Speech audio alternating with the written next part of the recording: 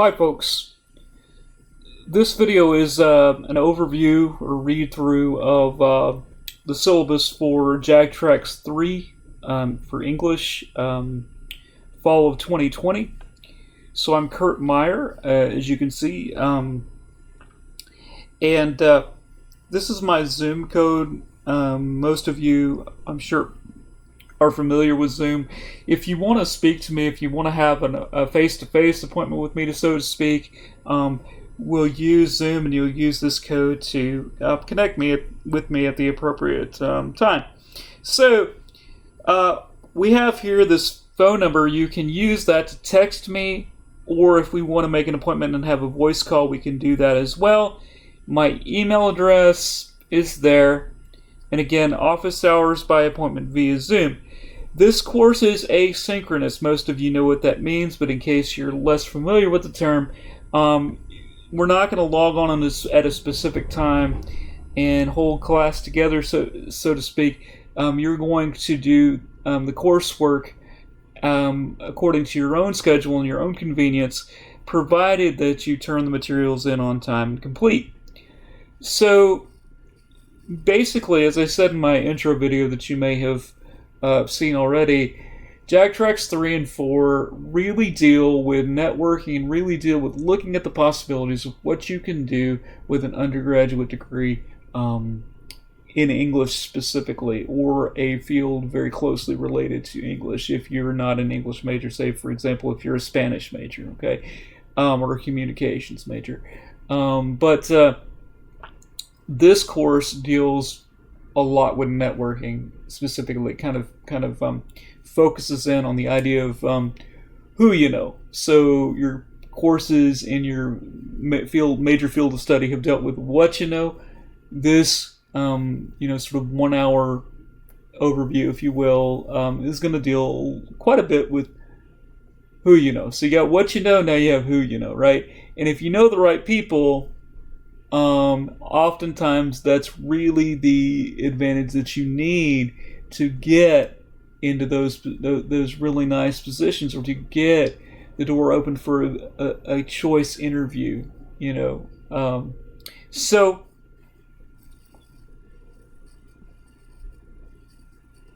a lot of this is kind of boilerplate.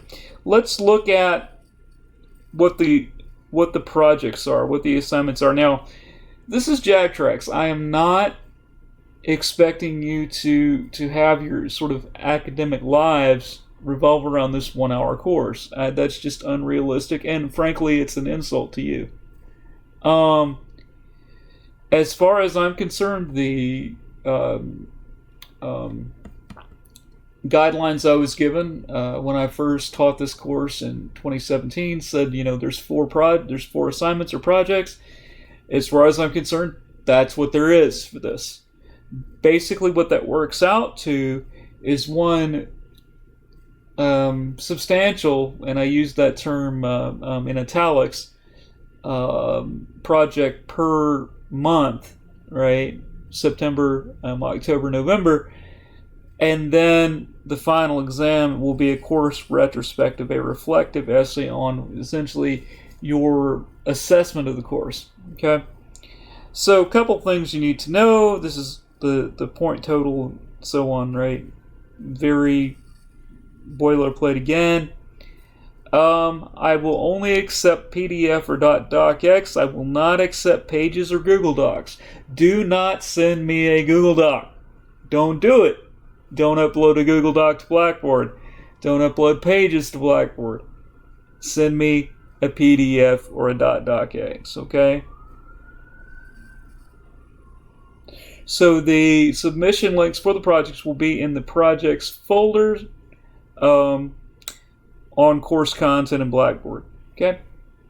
So what I've done is I've gone ahead and I've put the assignment descriptions for each project in the syllabus. It's very straightforward. In some cases, in the folders for the projects, I'll drop in material that I feel is apropos to the project. Like if I, for example, if I model an interview over Zoom myself, with a fellow professional. I might drop that in, different things that of that nature. But this interview write-up is due October 3rd. And if I can tell that you have put a modicum of effort into this, I'm going to give you full credit. That's just, that almost goes without saying. But again, you have to turn it in on time, and you have to put effort into it. That's all I'm really asking. And I know you all are juniors or seniors. You are accomplished students, accomplished, successful undergraduate students. I know that you can do this. All right.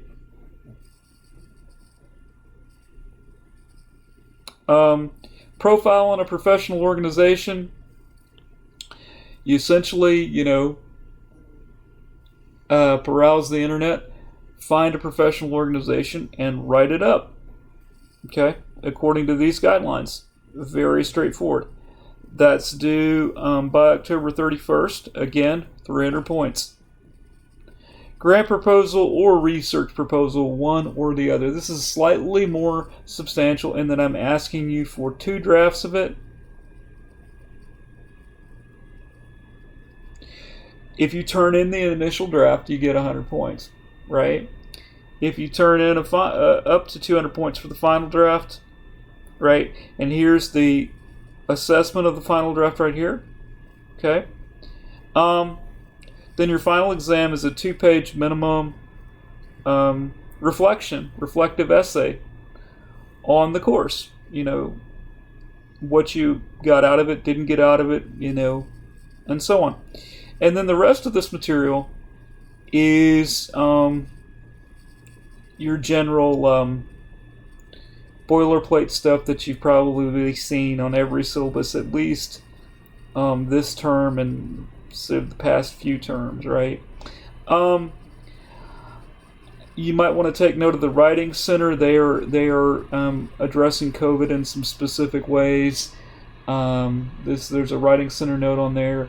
There is a Maze Center statement on there, along with the general store and so forth. And again, of course, if you are in need of certain accommodations, please have your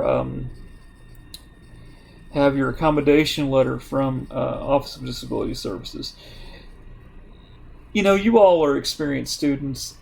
There's not a whole lot that I probably need to say to you. To communicate with me. That if something comes up, or you anticipate something coming up, please communicate with me. Let me know. And I don't necessarily need the intense details, but let me know if something's going on. I can work with you, okay? But I will say, because I've taught these 1-hour seminar or 1 hour just lightning survey courses before, the only way that you can derail this, that you can derail your A in this course, okay, the only way is if you don't turn in the material, and you don't turn in the material on time. I cannot score something that I don't have, okay? So, and as a result, there have been brilliant students who failed these courses because they did not turn in the material on time. All right, so that I'm just putting that out there now. Okay. So again, if you read through this, you have any questions, please do not hesitate to reach out to me. I can connect with you on Zoom. I can connect with you via text message, via phone call, however you feel comfortable. If I feel as the semester kind of drags on, I shouldn't say drag on, but as the semester progresses, if I feel we need to have some sort of a check-in via Zoom as a course, as a group, we can do that. I'm going to kind of leave that up to you to kind of gauge whether you feel we need something like that, because I know you all are busy people, and I respect that. Yeah, again, be abreast of these due dates for the various projects. If you look at the project descriptions, they have the various due dates in them. There will be material in Blackboard in various folders with submission links and so on and so forth. You all are quite familiar with that at this juncture of your academic careers here at Tamusa and other places. Okay, so anyway, I don't anticipate a really serious issues here. Okay, thanks a lot for your time, and have a wonderful semester.